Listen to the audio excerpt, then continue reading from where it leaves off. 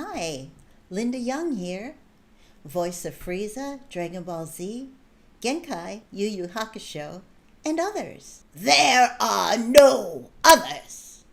I am the most powerful being in the universe. Uh, okay, yeah, we got that. Uh-huh.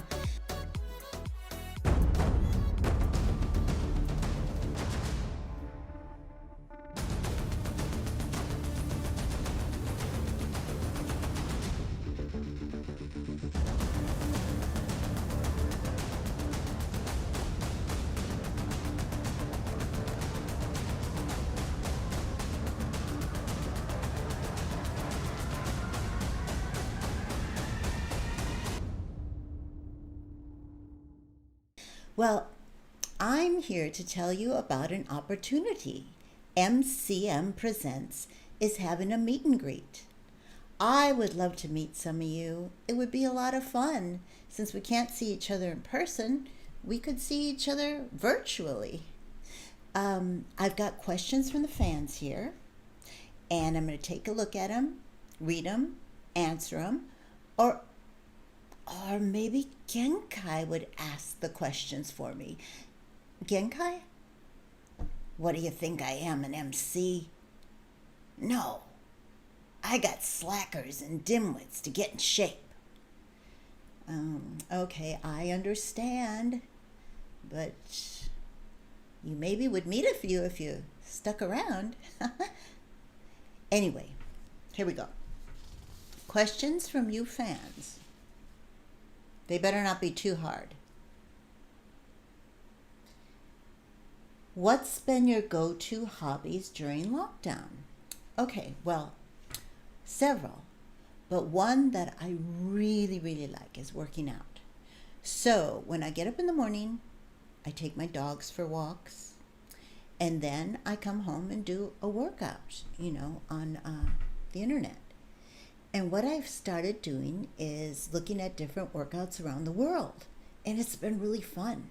I've been doing all different things, and one I found is from China, and it's called aerobic abs, and it's to get rid of fat around your abs. And so I tried it out, and you basically stand in one place and do all these exercises. It seems silly. My husband was laughing. He was like, "What is that?" But after I was done with it, it's like my abs were burning. It felt like I just did this really intense workout. And apparently I did, because it works. So now it's one of my favorites. I do that a few times a week. But anyhow, let's go on to the next question. Okay, if you had to do lockdown in any fiction universe, which would it be and why? All right, I'm going to go back to when I was a kid. 1962, the show The Jetsons. Now, I don't know if any of you have heard about it, but it was a show about the future. It was taking place in 2062. And they had apartments in the sky. The cars flew. They had robots that helped them do all their work, and they only worked 3 days a week. It was a utopia, and I just thought it was so neat. I thought I'd like to be there. So that's why I'd like to go there, because I never got to as a kid, and you just always remember those shows from when you were a kid. All right, let's see what's next.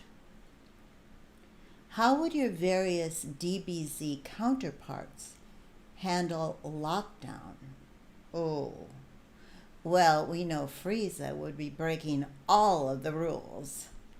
Yeah, he'd be where he shouldn't be, and he'd be causing havoc. Yeah. Let's see. Genkai would probably be meditating. Genkai would be working on being stronger physically, mentally, spiritually, and she would also mentor online. I'm sure she would. She would want to do some good during these times. Oh, let's see who else. Baba. Okay. Baba would be selling fortunes online and she'd be charging a pretty price because it's all about the money to Baba. Oh, poorly Yusuka from Fairy Tale. Well, she would say, I'm not surprised this happened, and she does not like humans. So, what would she do?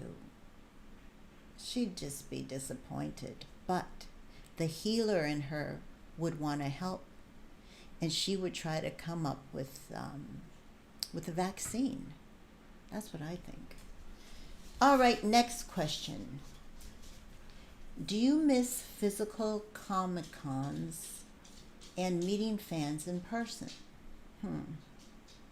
Let me think about that one. Yes. What are some of your most memorable moments meeting fans? Okay.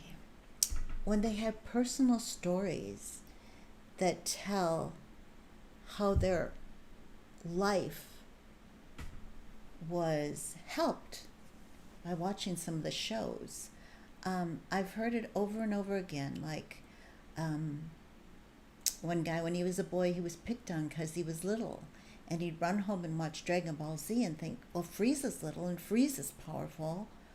Or another lady I met, she was severely beaten and in the hospital. She started watching Yu Yu Hakusho and really listened to what Genkai said, and she said that show just got her through and got her healthy. And it's just fascinating hearing some stories, and it's good to know that our shows are helping people. I mean, we bring them fun and joy, but helping them get through trials in their lives. And also, I like seeing some of that, the tattoos, the tattoos, and the artwork. Well, tattoos are artwork too, but all the artists and the cosplay. I love the costumes. It's just, I called it before the fans are a family, so I call it a family, and I just enjoy it. Okay. What are some of your favorite lines you have voiced? Are there any from Dragon Ball Z that were particularly fun to perform? Well, I never know my favorite lines when people ask me. Now, sometimes when I hear them again, I'm like, oh yeah, I really like that line. I know lines that the fans like. They all like the monkey lines. They like the death lines. They like Pop Goes the Weasel. They like various lines. But anyway, a lot of the lines are fun to do.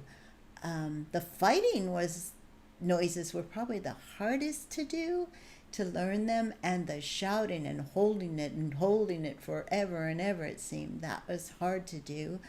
Of course, Genkai's, they like the dimwit and the slacker lines. And I do have a line that I like of Genkai's, and she actually swears it. If it's okay to do that, I will.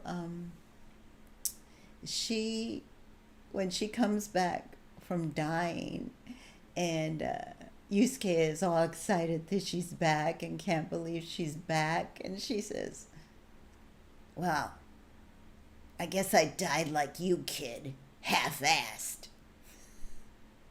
I'm sorry, I'm not a person that swears, but you can't say it any better than that. And that was funny to me. And, of course, people always like, you stupid Saiyan monkey.